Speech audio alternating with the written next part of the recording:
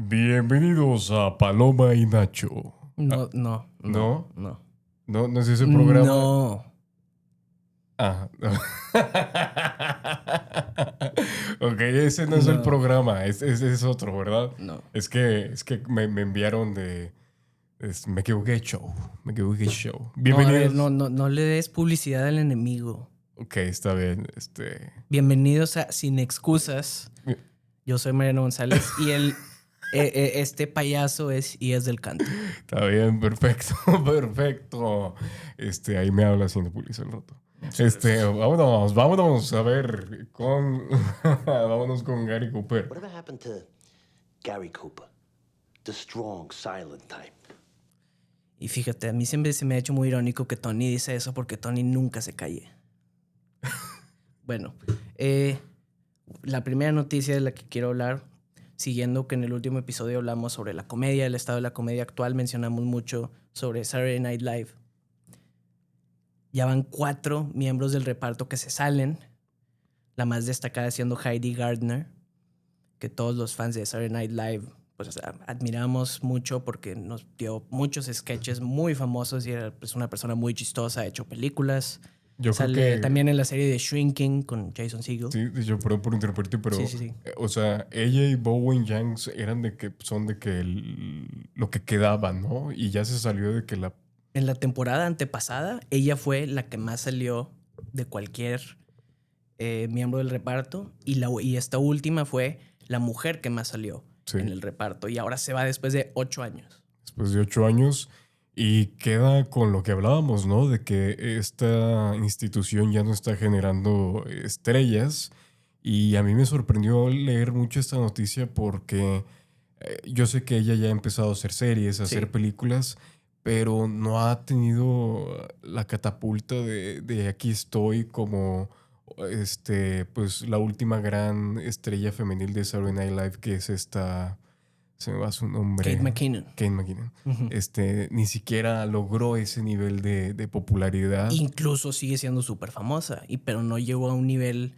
o sea, todos decían, esta va a ser la siguiente Tina Fey, Amy Poehler, y pues no lo fue. No lo fue. Y ahorita mi duda es estas salidas, o sea, estas personas literalmente diciéndole a Lorne Michaels, ¿sabes qué? Yo ya no quiero estar aquí. Uh-huh. Tuve 1 año, tuve 2 años, tuve 3 años, tuve 8 años y ya no quiero estar aquí. Algo está pasando ahí adentro que... Uno de ellos que salió, que llevaba creo que 2, 3 temporadas, mencionó que él a ratos disfrutaba de estar ahí y en otros ratos se le hizo que era muy tóxico. Y se ha hablado en el pasado que es un ambiente muy competitivo y es pues una friega estar ahí todo el día, noches que no duermes. O sea, no es un lugar muy amigable. Sí, acogedor. Y pues esto, o sea, la verdad es que no es novedoso. O sea, desde que inició este programa, así ha sido. O sea, como dices tú, es un lugar muy competitivo, a veces tóxico, a veces llenos de rivalidades internas entre los propios cast members. Como Chevy Chase con absolutamente todos. Con todo el mundo. Con todo el mundo, sí.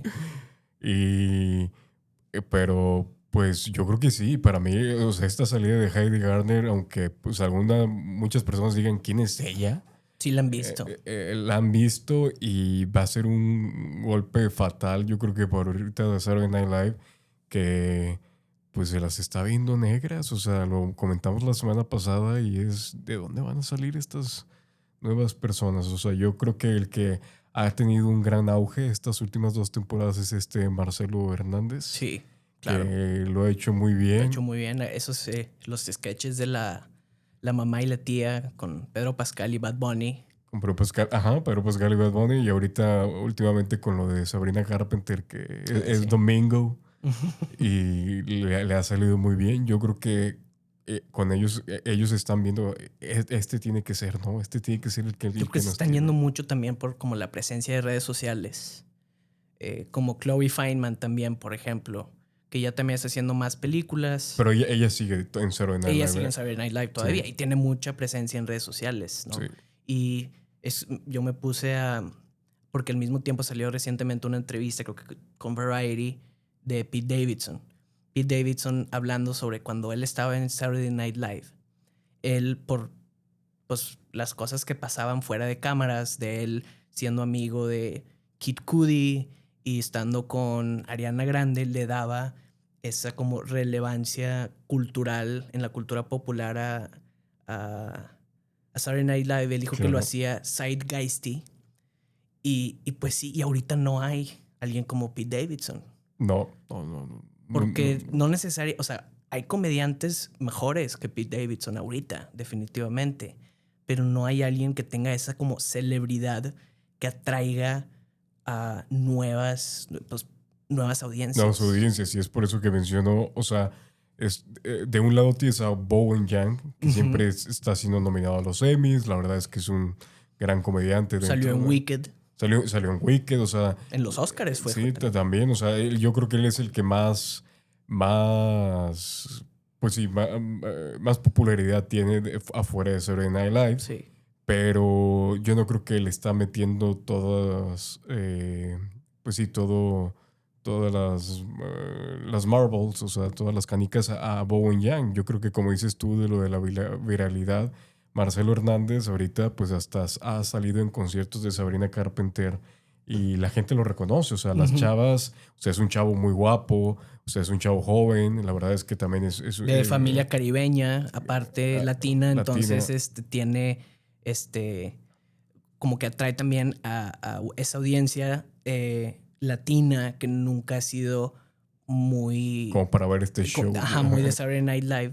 Él los está atrayendo. Entonces, yo creo que Marcelo es el que van a tratar de empujar como ya de los propios principales, ¿no? Cast members, pero vamos a ver, yo creo que va a ser una temporada muy, muy interesante para ellos y más porque cada vez las acortan más, ¿no? O sea, Sí.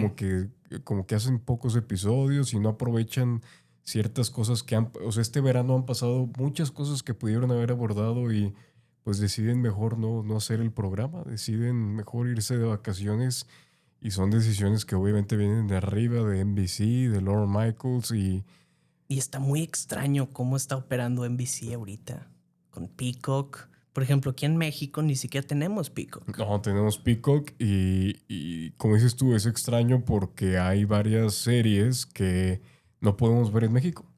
Que para los que no sepan que Peacock es el servicio de streaming de NBC Universal, pero aquí en México no sale, entonces no podemos ver las series de NBC o películas de Universal en streaming porque los derechos los tienen ellos.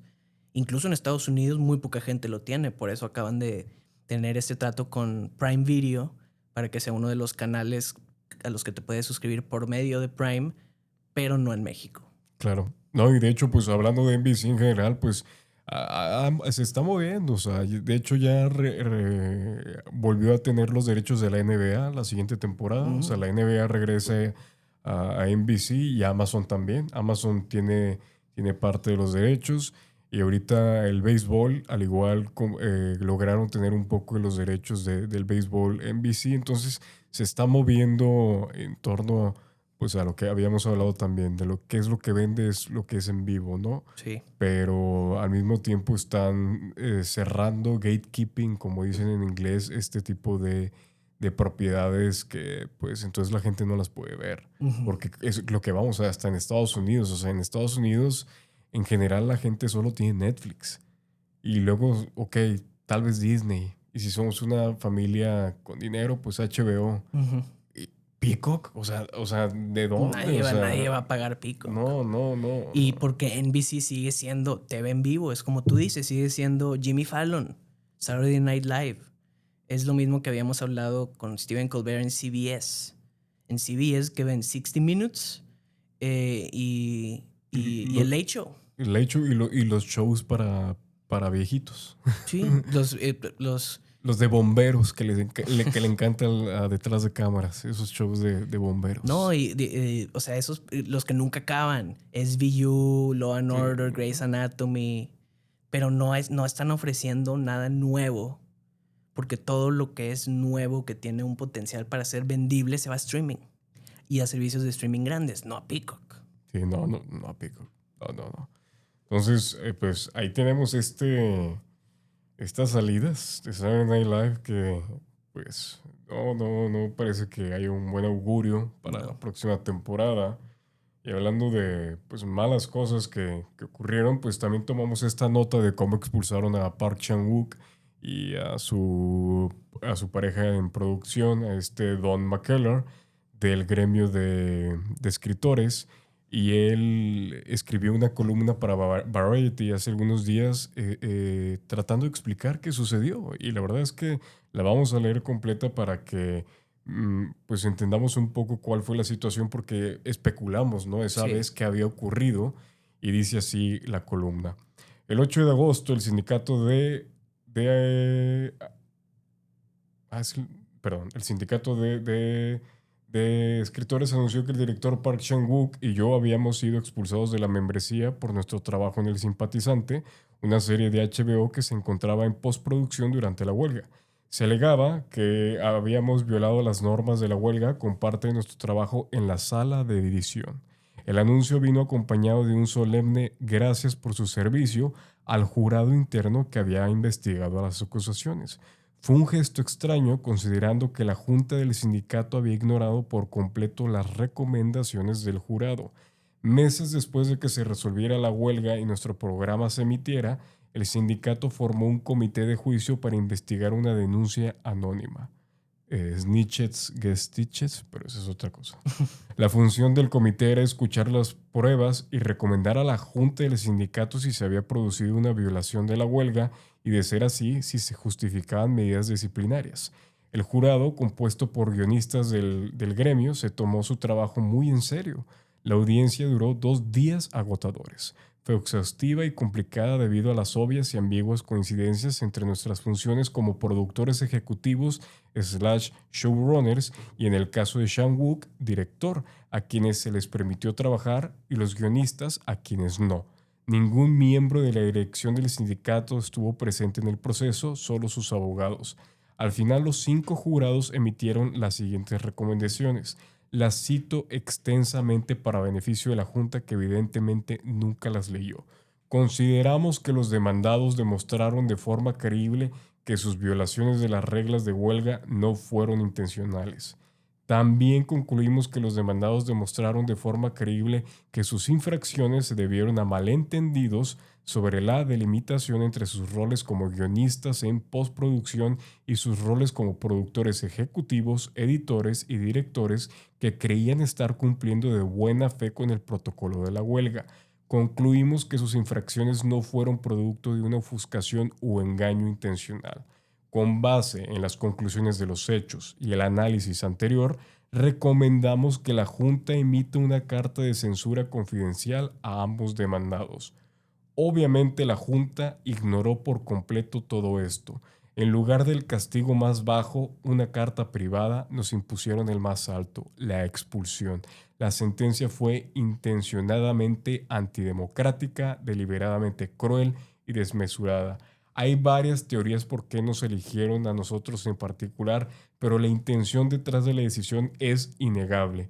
Fue una táctica de miedo para intimidar a sus miembros, particularmente a los guionistas, entre comillas, showrunner, director, escritores. Me entristece que cualquier gremio considere que tal acción es necesaria o probablemente efectiva. Soy miembro orgulloso y veterano de otros 3 sindicatos y gremios de la industria del entretenimiento. Los he asesorado sobre declaraciones políticas y he presionado en su nombre ante el Parlamento de mi país, Canadá. Cuando he percibido que mis gremios se desviaban de su mensaje, los he contactado y siempre me han escuchado y respondido sin la presencia de sus abogados. Así que puedo afirmar con cierta seguridad que este tipo de comportamiento tiránico no es endémico del trabajo organizado, es un problema de liderazgo. Normalmente, si la dirección de un gremio se enterara de que sus miembros bien intencionados tenían dificultades involuntarias con las normas, las reexaminarían, las reescribirían, las harían menos vagas y más realistas para el beneficio de todos los miembros. No se dio ninguna justificación de por qué la junta del gremio ignoró a su propio jurado en nuestro caso, y es difícil pensar en alguna. La excusa más generosa que se me ocurre es que la junta fue aplastada por sus abogados, quienes desconocen por completo cómo se hace la televisión y quienes en su afán fiscal hicieron que los líderes se olvidaran de sí mismos. La teoría es un poco exagerada, pero basándome en lo que vi en el tribunal, podría tener algo de cierto. De ser así, permítanme recordarles respetuosamente. Son escritores, lideran una comunidad de escritores que resuelve los problemas de otros escritores. La empatía y la comprensión son las herramientas del oficio. De vez en cuando, denles un día libre a los abogados. Pues, fuertes palabras, un ataque muy duro hacia el sindicato de escritores de América, como se llama, cuya jurisdicción cae dentro de Estados Unidos, y lo cual también es algo que a mí me hizo pensar desde que hablamos de la noticia la última vez, de que los habían expulsado. Expulsaron a un canadiense y a un coreano. No Así expulsaron a un americano, un gringo. No. Un estadounidense. Entonces, yo creo que fueron chivos expiatorios. Alguien tiene que caer por esto, necesitamos agarrar a alguien, y se agarran a pues, gente que, si bien trabaja en Hollywood, Park Chan-wook pasa casi todo su tiempo trabajando en su país, y este otro es canadiense. Entonces están como castigando a alguien sin verdaderamente estarlo castigando, sino que es nada más como una declaración de decir, si haces cualquier cosa que sea, aunque sea el trabajo más mínimo, ¿no? Porque además los escritores, ¿cómo vas a monitorear cuándo está escribiendo un escritor? No va a ir, no es como que va a sus horas de trabajo y va a decir, estuve escribiendo de esta hora a esta hora. Está muy difícil de determinar eso. Sí, no, aquí se nota totalmente que él no está criticando los sindicatos, él no está criticando los gremios, está criticando totalmente las técnicas de intimidación que este gremio está efectuando. La verdad es una vergüenza si esto es verdad, porque es como él menciona, a ver, estábamos haciendo este tipo de trabajo. La Junta dio estas recomendaciones, las cuales nosotros saliéramos exonerados o con una carta privada. Pero el gremio decidió meter a sus abogados y ya sabemos cómo son los abogados, vayan y pues yo soy parte de ese gremio también, entonces Sí, no, tú ya saliste del closet como abogado. ya salí del closet como abogado, los odio. Búsquenme en ¿dónde qué es esta casa? Es broma. 1600 Pennsylvania Avenue. Ah, grande. Ahí búsquenme. Pero vamos a lo mismo, o sea, buscan a los abogados siempre. O sea, y como dices tú, o sea, aquí más que nada parece que es un chivo expiatorio de estas Sí. dos personas, o sea, porque como se lee se estaba haciendo un trabajo y eran tiempos muy, muy difíciles, o sea, ellos estaban haciendo una tarea de edición, de postproducción, de esto y lo otro, y como showrunners y productores, pero como también eres parte del gremio de escritores, uy, pues algo no está funcionando aquí. Y como él dice aquí, no les mencionaron quién, pero fue una anuncia anónima. Sí. O sea, la cobardía de esa persona. O sea, donde quiera que estés tú, ahorita estoy en mi papel de Liam Neeson, donde quiera que estés tú, ten en cuenta que te van a encontrar. Te van a encontrar. Y tal vez no sea yo. Tal vez sea Park Chan-wook. O tal vez sea Robert Downey Jr. Park Chan-wook te va a buscar. Recuerden que él hizo Oldboy. Él no se va a rendir, él te va a encontrar. Te va a encontrar. Y no te va a gustar lo que te va a pasar. Te va a hacer ver Oldboy 10 veces seguidas. Y es una película muy cruel. Entonces... No, va a ser nada más la escena cuando se come el pulpo vivo y te la va a poner en repetición. En repetición. Una y otra vez. Entonces, este anónimo... Cobardías, traiciones. No quiero hablar de traiciones porque ese es otro tema. Ya me vieron con ojos de cállate la boca. Et tu brute. Tu brute. Ya se puso shakespeariana la cosa. Sí, ya se puso shakespeariana. Ahorita iba a personificar a Otelo. Con ¿Tú voz. te sabes la historia de Otelo? Que sale la combinación de Orson Welles con Churchill, ¿o no? No. Orson Welles pues llevó, él hacía sus adaptaciones de Shakespeare un poco cambiadas. Claro. Y pues él las dirigía y los protagonizaba. Hizo Otelo en el West End, en creo que fue el Royal Theatre. Y Churchill ya no era primer ministro, pero estaba ahí. Y estaba en primera fila. Y Orson Welles estaba interpretando a Otelo y empieza a escuchar como que a Churchill murmurar en la primera fila. Como que estaba hablando. Toda la obra. Estaba ebrio. Se acaba la obra y entonces va a ver Churchill a Orson Welles backstage y le empieza a recitar todas las líneas de Otelo. Y entonces Orson Welles se da cuenta que estuvo diciendo las líneas junto con él toda la obra. Incluso se aprendió los cambios que le hizo Orson Welles. ¿Qué le hizo? Y después, muchos años después, ya estaba más grande Churchill, ya fue su segunda vez como primer ministro. Y están en Venecia, está él con su esposa Clemmy en Venecia, al mismo tiempo que es el festival, y está Orson Welles intentando venderle a un ruso su película, ¿no? O sea, buscando dinero para su película. ¿La de Otelo? No. Otra, no la de Otelo.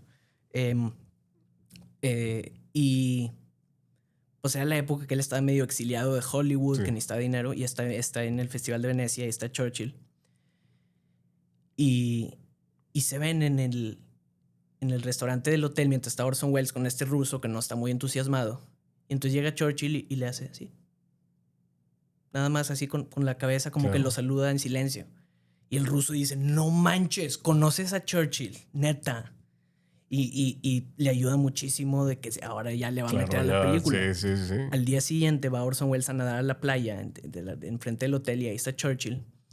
Y le dice, oiga, pues muchas gracias por lo que usted hizo ayer. Ese pequeño gesto ayudó a vender, a vender mi película. Ya muy probablemente me va a dar el dinero este señor. Y Churchill le dijo... Y después, la verdad no sé qué dijo, pero después de ¿Ese eso... fue el final de la historia? No. Ese no es el final. Okay. El final es todavía mejor. Lo pueden ver en una entrevista que hizo Orson Welles con Dick Cavett, por allá de los 70. Dick Cavett, el mejor talk show de la historia. Así es. Se encuentran otra vez en el restaurante ya después de que Orson Welles le había dicho esto a Churchill. Y entonces está otra vez Orson Welles con el ruso y llega Churchill. Y entonces cuando lo ve, Churchill le hace así. Y la película la vendió. Todo porque Churchill llegó, hizo una reverencia con las manos así juntas. Y esa fue la historia de cómo Churchill de alguna manera salvó la carrera de Orson Welles. Sí, no, pues por eso hay que tener amigos en high places, en altos lugares y también en bajos, porque... También está la historia de cuando conoció a Hitler. Claro, no, esa hay que guardarla. Hay que guardarla porque no, es que qué vida vivió Orson Welles. ¿Quién sabe si es verdad? Igual y todo esto es pura mentira y nadie nunca estuvo ahí para confirmarlo. Churchill ya había muerto para cuando contó la historia. Y sabemos que Orson Welles es uno de los grandes raconteurs, grandes contadores de historias que dices tú, oye, es perfecta esta historia. Claro. Pero bueno, o sea, la verdad es que aquí nos desviamos un poco y... No, pero es que justo por lo que vas a hablar, quería decir, las historias... Dentro de Hollywood siempre hay como estas figuras que terminan pasando a la historia por cómo sufren. Sufren para llegar a cierto momento en el que tienen algo, tienen un proyecto y consiguen la manera de que ese proyecto se haga y termina haciendo toda su carrera, como fue con Citizen Kane. Él ya era famoso dentro de el teatro, la radio, pero no en el cine. Consigue que le hagan esa película y se hace una leyenda, ¿no? Se hace una leyenda, pero se creó muchos enemigos. Claro. Y fue el problema que ya después hace Magnificent Ambersons, pero le quitan el cut. Quería hacer una versión de Heart of Darkness y no la logra poder hacer. Entonces, algún día le vamos a hacer un episodio de Orson Welles, porque yo creo que una trilogía de episodios, porque qué vida de este Él vivió unas 15 vidas en una sola. Así es. Y ya para el final todo... Y se bebió unas 30. Claro. No, y ya para el final se veía en su tamaño que pues eran muchas personas. Era una sola persona, pero con el tamaño de muchas personas. Sí. El tamaño literal, Sí. por si no quedó claro. Sí, no, sí, no, claro. Pero recomendación, Otelo, está la versión que hace Sí. en película Orson Welles. Ignoren el blackface, era otra época. Era otra época. Y vean las entrevistas que tiene con Dick Cavett. Sí, excelentes entrevistas. Las pueden encontrar en YouTube y les va a fascinar. Pero pues vámonos con tu siguiente noticia. No, tú vete con... Esto quería estar setting up lo que tú ibas a decir de la última noticia. Nos vamos ya con la última. Sí. Perfecto. Pues yo sé que la gente adora este tipo de películas, ¿no? Entonces se acaba de anunciar que se va a hacer la película de Rocky. Y ustedes dirán, Rocky, pero Rocky ya existe. No, va a ser la película biográfica de Sylvester Stallone de cuando hizo Rocky. De cuando escribió Rocky y trató de que se la comprara un estudio y todo esto. Y ya hay un actor, es Antonio Ippolino, que si usted vio la serie de cómo se hizo El Padrino en Paramount, que ahorita si usted tiene Paramount puede ver The Offer, que es una versión muy mala de cómo se hizo la producción del Padrino. Él interpreta a Al Pacino y la verdad es que se parece mucho a Al Pacino y a Sylvester Stallone al mismo tiempo, pero... Y si es italiano, entonces... pero volvemos a lo mismo. Yo no sé quién pidió esta cosa porque... Yo creo que en algunos años va a ver la película de cómo Antonio Ippolino se preparó para hacer, y va a ser así como un Inception. Un Inception que nunca va a acabar de este tipo de películas. Pero lo menciono porque pues es una película que pues va a hablar sobre, yo creo que las cosas que vivió Stallone, ¿no? Al iniciar en Hollywood, un poco de la vida deportiva también que tenía Stallone antes de llegar a ser una superestrella. Y nos vamos también que esta semana sale que Warner Brothers va a hacer la película de Kobe Bryant. La película de Kobe Bryant, pero no va a ser de su vida entera, sino más bien de las 2 semanas en las que estuvo practicando con varios equipos, entre ellos los Brooklyn Nets, bueno, que son ahorita el día de hoy los Brooklyn Nets, que ellos lo iban a agarrar en el draft con el 8º pick, y la película se supone que tiene el título ahorita de With the 8th pick, que iba a ser pues con lo que iba a agarrar a Kobe Bryant.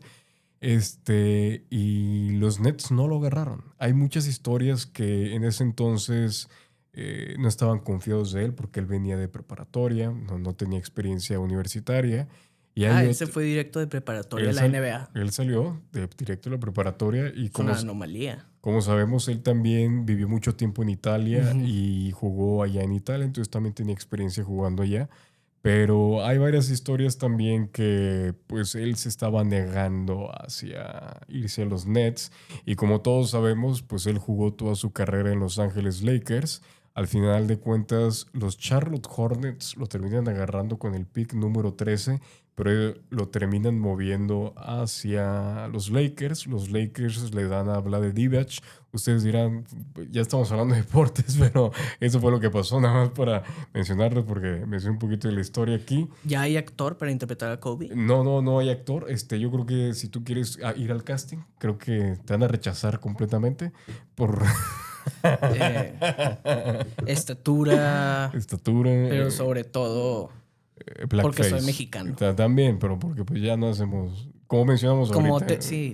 Orson Welles pudiera haber sido muy buen Kobe Bryant. Podría haber, sí, muy... Claro, dos grandes... Y si no, Scarlett Johansson. Scarlett Johansson. O sea, aquí hay mucho donde agarrar. Grandes actores, grandes... Yo siento que van a poner a alguien como Michael B. Jordan. Yo creo que está muy viejo. Está muy viejo ya. Pero acuérdate que Hollywood es controlado por gente blanca y la gente blanca no sabe leer las edades de la gente que no es blanca. Sí, no, pero la verdad es que tú tienes un gran punto en el que creo que un joven Michael B. Jordan hubiera sido perfecto. Sí, muy bueno. O un joven Anthony Mackie también. Sí. Creo que tiene un parecido a Kobe también. Pero pues aquí está, otro biopic deportivo que la gente no pide, pero pues nos encanta consumir, y pues nos vamos a ir directo al close-up con esto que es... Pues vámonos con el close-up, vámonos con Norma Desmond. All right, Mr. DeMille, I'm ready for my close-up. Las Películas deportivas. Sí. Por un lado, digo aquí, yo sé que tú eres gran admirador de todos los deportes. Yo soy admirador de un deporte, el fútbol nada más. Lo demás, la verdad, no me interesa mucho.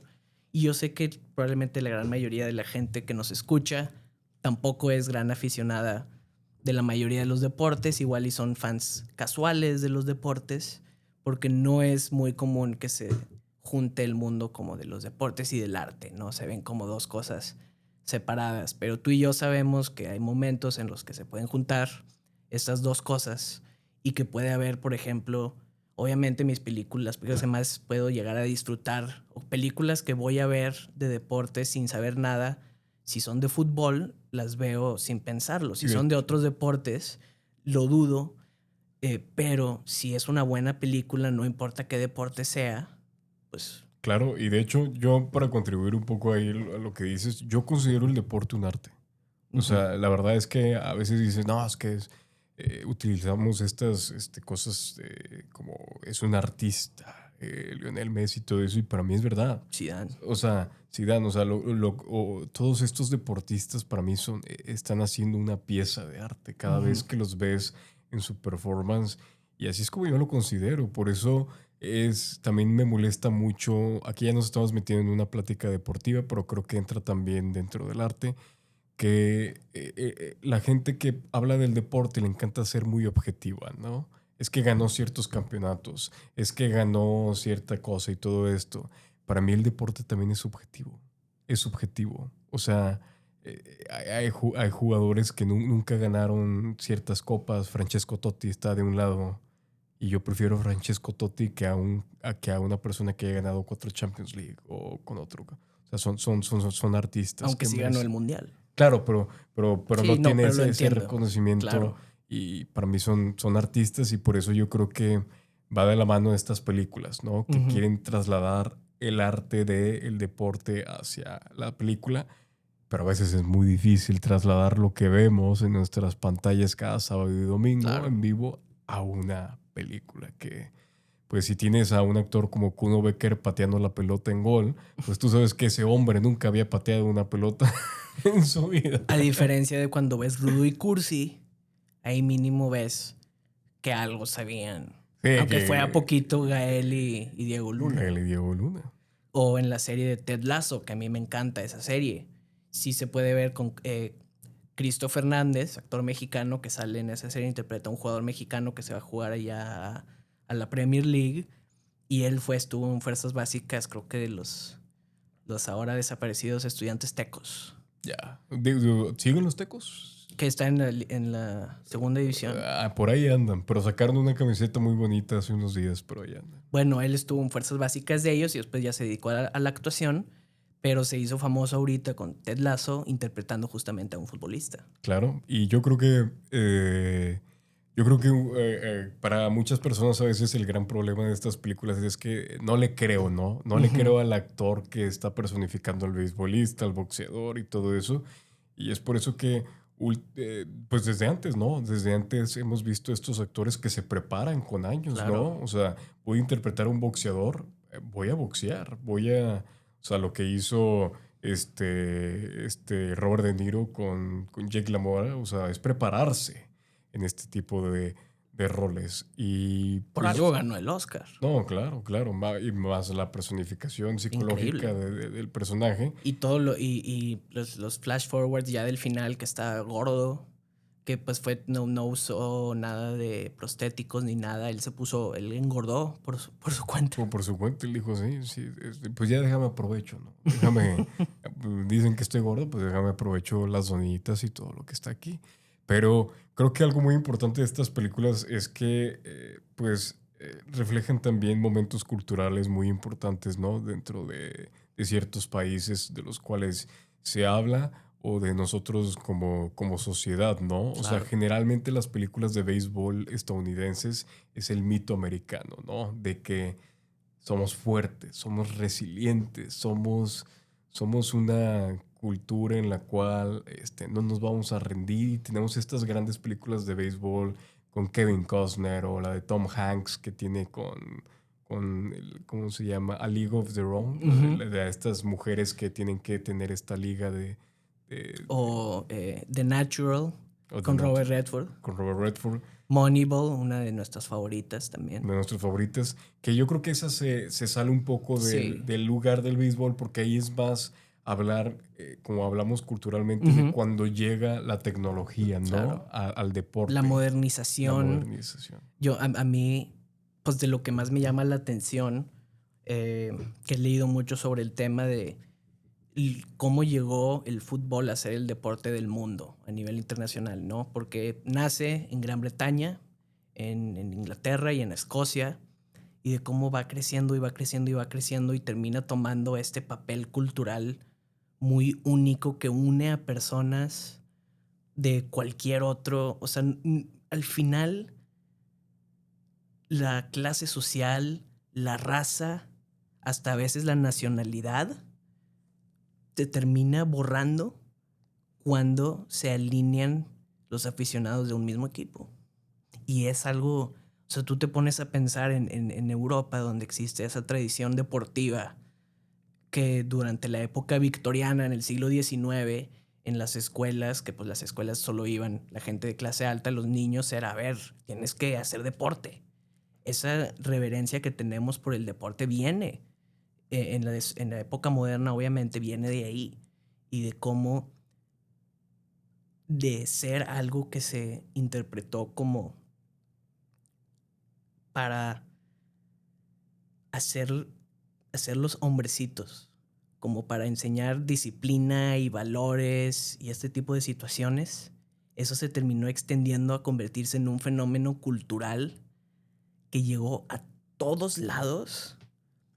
Es algo digno para que se cuenten historias por el resto de la humanidad, del resto de la historia, en todas las artes, en el cine, en la literatura. Sí, de hecho yo creo que el fútbol yo creo que más que nada, yo creo que el fútbol es el deporte, o sea, ese es uno de los inventos más importantes que ha ocurrido dentro de la humanidad, Sí. porque el fútbol une a la clase obrera. Y lo vimos desde su concepción de cómo con una simple pelota puedes hacer una comunidad, puedes crear una sociedad, Claro. puedes crear asociaciones, ¿no? Estos primeros clubes de fútbol que se crearon eran la gente del propio lugar, ¿no? Y que se juntaban para apoyarse y todo esto, y no había paga, o sea, tú jugabas por el simple hecho de apoyar a tu sector local y todo esto, y pues es un poco lo que nos han quitado, ¿no? En esta nueva era del ubercapitalismo, en el cual, pues, de ser un deporte de clase obrera y todo, pues se ha disminuido a dólares y todo lo que se pueda consumir. O sea, ya nos estamos metiendo en otra plática, pero pues sí, o sea, en el sentido de que hay más partidos que nunca.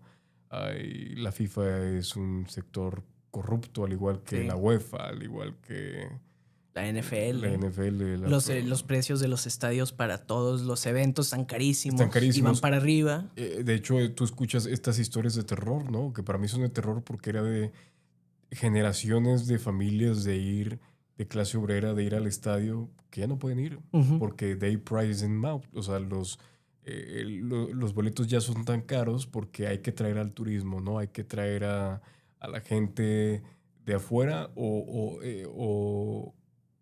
la gente clase alta. Se ha convertido también en un deporte de gente de clase alta, que lo vemos en los Estados Unidos. Sí. Se escucha mucho que si tu hijo quiere ser futbolista tienes que hacer todos estos gastos y estos y estos y estos, y te das cuenta que es un deporte que el que es obrero pues no lo va a poder generar.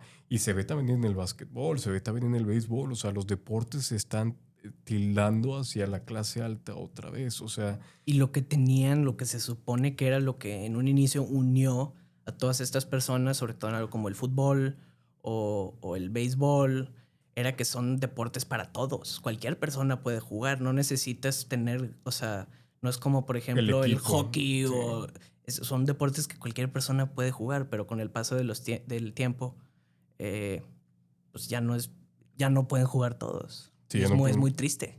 Sí, es muy triste. Y digo, yo creo que aquí podremos mencionar un poco esta película que a ti y a mí nos encanta, que es The Damned United, que habla sobre, pues si quieres recapitular un poco Sí, sobre... bueno. La película, primero que nada, ya volviendo, vamos a ligar todo lo que estuvimos Sí. hablando con el cine, que estamos en un podcast de cine. Por si digo spoiler. The Damned United la dirige Tom Hooper. Tom Hooper, que el año después ganó el Oscar a Mejor Director por hacer The King's Speech con Colin Firth, película que también gana Mejor Película. Después hizo Los Miserables, The Danish Girl, y hizo la innombrable atrocidad Cats. Pero no, o sea, tú lo que me estás diciendo es que su única buena película es The Damned United. Sí, básicamente. No, a mí me gusta The King's Speech. O sea, eso no es Claro. nada nuevo, Sí, pero sí. no es buena. Pero The Damned United, yo la describo como Amadeus, pero en el mundo del fútbol. Tienes unos actorazos. Michael Sheen interpreta a Brian Clough, Uno de los grandes directores técnicos de la historia. que fueron 18 años o por ahí, fue técnico del Nottingham Forest, llevándolos a ganar la liga por primera vez en su historia, a ganar 2 Copas de Europa seguidas. Que ahorita es la Champions League. Ahorita sí, la Copa de Europa, ahora llamada la Champions League.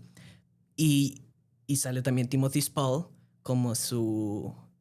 Timothy Spall lo conocerían como Peter Pettigrew en En Harry Harry Potter Potter. y muchísimos otros roles que ha tenido un actorazo, como su asistente, que es Peter Taylor. Y sale también Stephen Graham, salen varios grandes actores, ¿no? Y obviamente es un director que sabe mucho sobre el drama, el teatro, ¿no? Y yo cuando escuché pues una película de Brian Clough, dije, pues va a ser de Nottingham Forest, de cómo los lleva desde abajo. Y no, No, te llevas la sorpresa que más bien es el fracaso que Brian Clough tiene al tomar el equipo de Leeds United, que en ese entonces era una de las potencias de Inglaterra, y su entrenador histórico Don Revie lo llevan A la selección inglesa. selección inglesa. Entonces, este equipo tan importante ocupaba un sucesor. y se agarran a este joven arrogante que dice yo soy el mejor del mundo, no sé qué, y es Brian Clough. Brian Clough. ¿Y qué es lo que termina pasando? Que un poco de historia también, este equipo de Leeds United fue muy criticado porque eran muy sucios en Sí. su tiempo. Eran de los que más amarillas y más rojas tenían en partidos. Y en ese entonces las patadas eran durísimas. Entonces, en la película ves cómo este grupo de... Hay que decir, es principios de los años 70. Principios de los años 70, este grupo de jugadores pues no respeta las órdenes de este nuevo chaval que dice, a ver, se nos fue nuestro líder, nuestro militar, y tú no eres nadie para decirnos qué hacer. Y terminan totalmente boicoteando su carrera de entrenador en el Leeds United, hasta el punto en el que pues la película es literalmente la subida de él como director técnico, ¿no? De él empezar, llegar a Leeds y ser un fracaso total, ser uno de los fracasos más enormes que tuvo Inglaterra en ese entonces, y fracturar su relación, que generalmente aquí es donde hablamos de que es con su esposa, con sus hijos. No, es con el amor de su vida, su asistente. Así es. Es esta historia de amor muy preciosa en la cual es con su asistente, en el cual es ¿por qué te sigues dañando haciendo esto una y otra vez? Y es aquí donde estas películas deportivas también hablan sobre cómo los seres humanos nos comportamos de Es que al final sentido. todo, eso nada más está reflejando el ser humano, la fragilidad del ser humano. Y yo, la razón de por qué la comparo con Amadeus es que Don Revie es este legendario técnico que Brian Clough está muy celoso de él. Sí, Porque tiene éxito y aparte porque dice, este es un sucio que les dice a sus jugadores que tiren patadas, no sé qué. Pero en el fondo él quiere ser Don Revie. y es la arrogancia de una persona que Brian Clough toda la vida fue arrogante, Sí. pero la arrogancia de alguien diciendo yo soy mejor que tú pero no puedo probarlo ahorita. O sea, no tengo las herramientas para probarlo. Porque eventualmente sí lo fue. O sea, su mejor época fue ya después de esto, Sí. con el Nottingham Forest. Sí, sí. Don Revy fracasó como técnico De Inglaterra. Bien rápido. Ujú. Pero es muy interesante ver este tipo de personajes, ¿no? Sentirte un poco, pues no sé si identificado, pero ver cómo estas personas que llegan a lugares tan altos tienen este tipo de manías o tienen este tipo de delirios de grandeza, Obsesiones. obsesiones que terminan dañando como vamos hacia sus seres queridos que, pues sí, como lo vemos aquí en esta película, pues se ve muy, muy fuertemente y es una película súper recomendada. Creo que no está en streaming por el momento. No. Pero otra que ya habíamos mencionado estas dos, pero que hay que también recapitularlas un poquito, es esta Moneyball, que también es un señor interpretado por Brad Pitt que debió haber ganado el Oscar, pero se lo dieron a Jean Dujardin por el artista. Ya, ay, ay, ay. Pero es este gerente general, el que controla quién entra y quién sale del equipo, ¿no? Él no es él no es el entrenador, sino el que maneja a los jugadores y las finanzas y todo esto. De los Oakland Athletics. Los Oakland Athletics. De las ligas mayores de béisbol. El béisbol. Y encuentra una manera en la cual, junto a un asociado que logra meter al equipo, que es interpretado por Jonah Hill, una manera efectiva de encontrar jugadores que los demás equipos en la liga los están menospreciando por ciertas cosas físicas o tal vez defectos que ellos no pueden encontrar en base a la matemática. O alguna idiosincrasia que tengan los jugadores o disciplina. No, que uno de los grandes diálogos de esa película es de que este jugador no hay que agarrarlo porque pues su mujer es como un 6 o un 5 y dice, ¿y eso qué tiene que ver? Bueno, eso quiere decir que no tiene confianza en sí mismo. Y Brad Pitt nada más le hace así de bla, bla, bla. Ustedes están hablando boludeces y ya hay que parar con todo esto. Y él encuentra esta manera de crear un equipo con muy pocos recursos porque los Oakland Athletics siempre ha sido un equipo centavero. Siempre ha sido un equipo que no quiere gastar, que no quiere gastar. Y él logró una forma de hacer un equipo de los mejores en ese entonces, en ese momento que fue el 2001. La película es una tragedia también porque no ganan el título, no ganan nada. De hecho, francamente le dicen a esta persona, pues no ganaste nada, porque más bien Brad Pitt lo dice, creo que él lo dice en la película, porque no demostramos que pudimos ganar. Entonces, si no pudimos hacer eso, entonces no hicimos nada. Y Jonah Hill le dice, no, sí demostraste algo, ¿no? Y volvemos a este tipo de estas personas que quieren demostrar que yo lo puedo lograr. Tengo todas en contras mía, pero yo tengo que demostrar que sí se puede, que yo tengo la razón. Yo tengo la razón de que sí se puede lograr y es algo muy... la resiliencia humana, ¿no? Que es algo que lo vemos mucho en el deporte, ¿no? Estas lesiones que se sufren, estos fracasos y que al final de cuentas estás en el ojo del huracán. Porque ¿qué nos encanta a nosotros los seres humanos? Criticar a estas personas todos los días. Fallaste esto en la portería, estás mal como director técnico y todos los días. O sea, ¿cómo sufren estas personas? Porque no es como que a un ingeniero todos los días le diga, no, es que hiciste mal esto, hiciste mal esto. No, los deportistas sufren esto todos los días y son historias muy, muy, muy trágicas que al final yo creo que lo podemos ver con la película de Martin Scorsese en Raging Bull, que es una persona que tiene tantos problemas en su vida personal que los lleva ya a su vida profesional, que es ser un boxeador, en la cual pues se le sube totalmente, ¿no? Los delirios de grandeza y de fama, en los cuales ya no comprende dónde entra el personaje y entra la persona real. Sí. Y pues son estas grandes historias deportivas que pues nos hablan como quiénes somos como seres humanos. Tal vez nunca lleguemos a ser deportistas de alto rendimiento o tengamos, no sé, lo que ganan ellos de dinero, pero yo creo que hay gente que se puede sentir muy identificada con, yo soy jefe, ¿no? De una empresa o yo soy algo de cualquier cosa y te puedes ver reflejado y yo creo que siguen, salud, Gracias.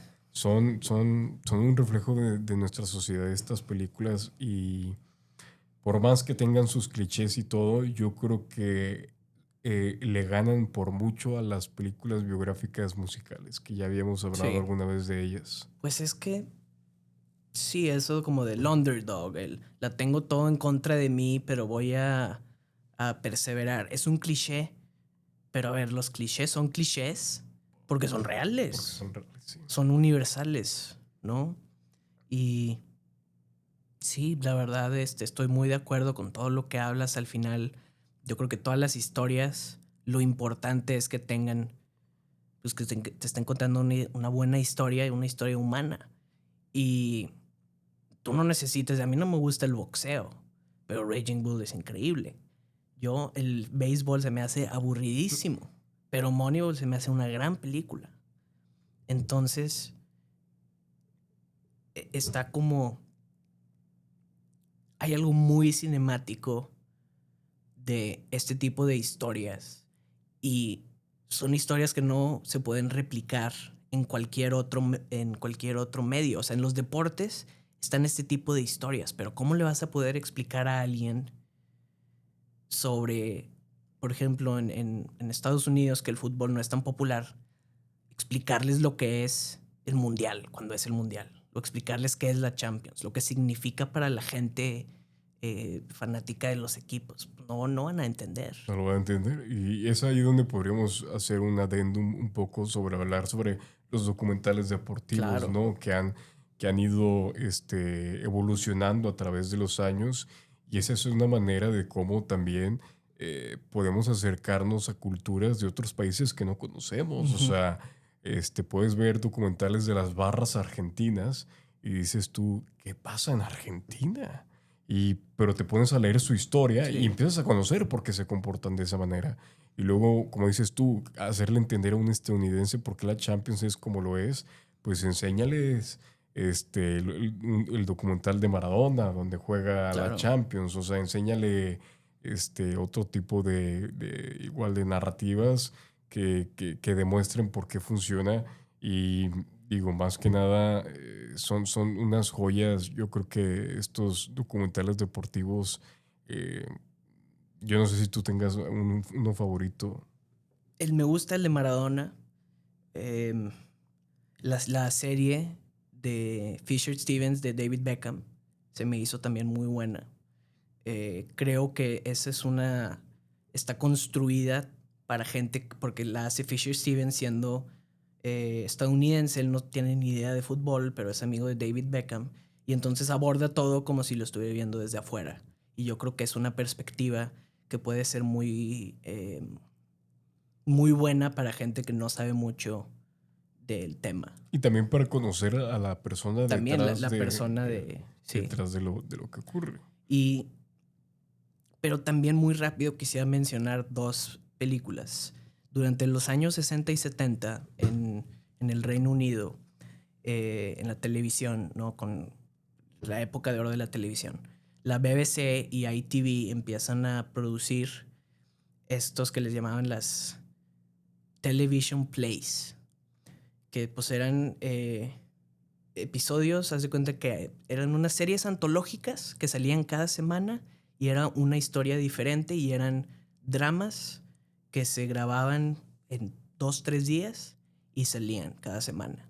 Y ahí se formaron muchísimos directores. Ken Loach, ganador 2 veces de la Palma de Oro, uno de los más legendarios Claro, directores de la historia, claro. dirigió 10 episodios de una que eran las Wednesday Plays, que salían todos los miércoles. Y una de las que hace es una que se llama Golden Visions, que él originalmente lo pensó como un documental, pero se terminó convirtiendo como en un docudrama y lo graba en Liverpool con aficionados del Everton. Y pues son personas de clase obrera, clase trabajadora, que pues, su vida no es una vida muy glamorosa, no muy feliz, pero su vida gira alrededor, es un grupo de amigos y todos tienen estos problemas en su vida, pero todo gira alrededor de que ellos van al estadio a ver jugar al Everton y esa es su vida. Y es como esta frase que la esposa de uno de ellos le dice, o sea, ¿a quién se le ocurre ir a Sheffield en su luna de miel? Y el esposo le dice, pues es que era juego de visitante, ¿no? Y pues a mí se me hace yo creo que la pueden encontrar en YouTube, creo que yo la vi en YouTube, Golden Visions, que era parte de esta serie antológica televisiva, y se puede ver, pues, de lo que hemos estado hablando, esta pasión que une a distintas personas, que es muy única. Y que nunca se juntarían. O Exacto. sea, que es lo que vemos ahorita. Gran Bretaña, claro que tiene grandes problemas de racismo, pero algo que ha hecho el fútbol y estos equipos es juntar a la gente de la India que está en Gran Bretaña, a la gente de Pakistán, a la gente de África, de África. Nigeria. Y todos se congregan en el pub para ver a su equipo jugar. Y gente de todos estos lugares que... ¿Cuándo se iban a hablar? Nunca. Nunca. Y esto los está uniendo y es algo bellísimo, es algo, pues sí, bellísimo que trae el deporte y que traen estas películas para pues sí, entregarnos. Yo creo que... Y, perdón, muy Sí, rápido. sí. Es que también está otra que es igual de cuando salían estas obras televisivas que les llamaban en el 72. Hay una que se llama Another Sunday and Sweet FA, que ya es más cómica. Y es de un árbitro, porque pues está en la que llaman la Liga de los Domingos, la Sunday League, ¿no? Que son pues... no son profesionales, no les pagan, es gente que por diversión va y juega, pero pues tienen sus ligas, tienen sus reglas y se la pasan todo el partido abusando al árbitro. Y aquí el protagonista es el árbitro, entonces te enseñan una nueva perspectiva muy divertida esta película. Y también de lo otro que decías de cómo se une a los distintos tipos de gente, lo podemos ver en una muy popular, más reciente, Bend It Like Beckham. Claro. Y que la verdad sí es una muy buena película y es justamente sobre eso, sobre la universalidad, esa fuerza que une a las personas de distintos, porque pues es de una niña inglesa que sus papás emigraron de la India y ella quiere jugar fútbol y le dicen de que pero tú no puedes jugar fútbol, ¿no? Está la cosa cultural, Claro, ¿no? claro. Y también la cosa de género. Sí. De que hoy en día, si de por sí hoy en día todavía falta mucho por impulsar y es más grande que nunca, el deporte femenil en ese entonces era todavía...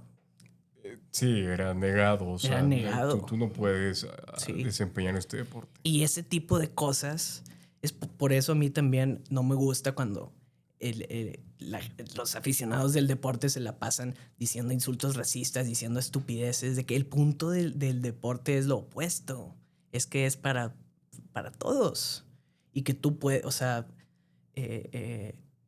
no sé si me doy a entender, pero es como, ¿a ti qué te importa que alguien quiera jugar el mismo deporte que tú quieras jugar? Debería ser algo bueno, que todos quieran jugar tu deporte, todos quieran ver tu deporte. Pero como pasa con muchas otras cosas, están los gatekeepers que dicen, no, esto me pertenece a mí. Justo por todo esto que dicen es que mi bisabuelo, mi tatarabuelo, todos por generaciones hemos ido a ver al Everton. ¿Tú quién eres? ¿Tú por qué le vas al Everton? ¿No? Pero al final son una minoría, claramente. Pero el deporte en general tiene ese poder de unir a personas que no tendrían por qué estar unidas, o no, más bien no tendrían por qué estar unidas, no, como que no pensarías que estarían unidas, ¿no? Y yo creo que para rematarlo con así, la bajo de pecho y meto el gol, es lo mismo en el cine. Sí. Es lo mismo. O sea, vemos todas estas personas que, como decimos, ¿cuándo se encontrarían? Se encontraron en el cine. Se encontraron trabajando en el cine, se encontraron viendo películas en el cine y son personas que nunca se hubieran encontrado y es la belleza de esto. Una pareja que se enamoró viendo Eddington. Bueno, yo no conozco ese tipo de, de persona. Y si le existe, pues felicidades. Vean Saló la próxima función. De recomendación, si quieren algo cortito, si quieren, ok, no me quiero echar esta película entera, pongan en YouTube Monty Python, el partido entre los filósofos contra, ¿qué era? Alemania. Buenísimo. Pongan ese sketch y se la van a pasar muy, muy, muy bien. Pero pues bueno, este fue el episodio de hoy. Yo creo que algo que a ti y a mí nos apasiona mucho, que es el deporte, y lo podemos traer aquí a Sin Excusas y ligarlo con todo esto que es el cine. Y creo que pues fue una plática muy, muy, pues sí, muy bella. Sí. Y pues lo último que quisiera decir es que chingue su madre no, la verdad, como digo, yo sé que puede haber alguien que diga que flojera películas de deportes, no me gustan los deportes. Pero al final no importa si te gusta o no te gusta. Si una película es buena, o sea, es lo que yo creo. Tú cuando haces una película de deportes no deberías pensar, esta va a ser para los fans de este deporte. No. Es una película y la película no la tienes que pensar así, la tienes que pensar. Esta es una película que está contando una buena historia y por lo tanto puede llegar a cualquier persona. Y volvemos a lo mismo, que va en el cine y no solo con este tipo, o sea, de películas deportivas. O sea, no te reprimas. O sea, no te encierres a... No, es que no, esto no me gusta. No, es que... ponte abierto, ábrete. Y si ya te abres y de todos modos no te gusta, ahí, ok, mínimo... Lo intentaste, así es. pero ábrete de piernas, híncate y deja entrar que todo esto, que sea una gozadera. Estoy de acuerdo. Está un poco extraña la metáfora, pero entiendo el sentimiento. Sí, es que estoy emocionado. Estoy emocionado porque se viene Alexander y saca el Liverpool. Se viene Alexander, aguante el Liverpool. Vamos muy bien. Y bueno, esto fue Sin Excusas.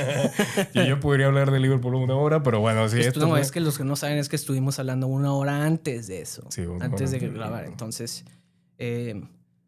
bueno, lo dejamos para después.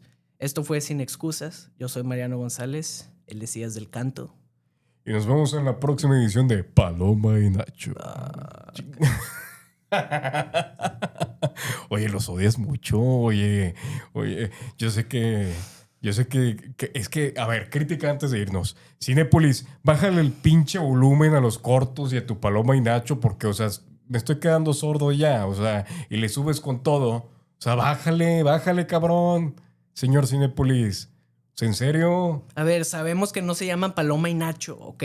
No está chistoso. No es una buena broma. Por eso no le gusta. A mí sí me gusta el nombre. Pongámonos como diría Churchill. Pongámonos un sobrenombre también nosotros. Hot Dog y... No, Casaveris y Scorsese. Casaveris y Scorsese. Bueno, esto no fue Paloma y Nacho. Esto fue Sin Excusas. Y nos vamos a ver la siguiente semana con otro gran episodio y que va a estar un poco denso. Así que aquí estén atentos y nos vemos la siguiente semana. Que tengan una gran fin de semana o cuando sea que lo escuchen. No sé cuándo sea. Pero muchas gracias. Muchas gracias por sintonizarnos. Hasta luego.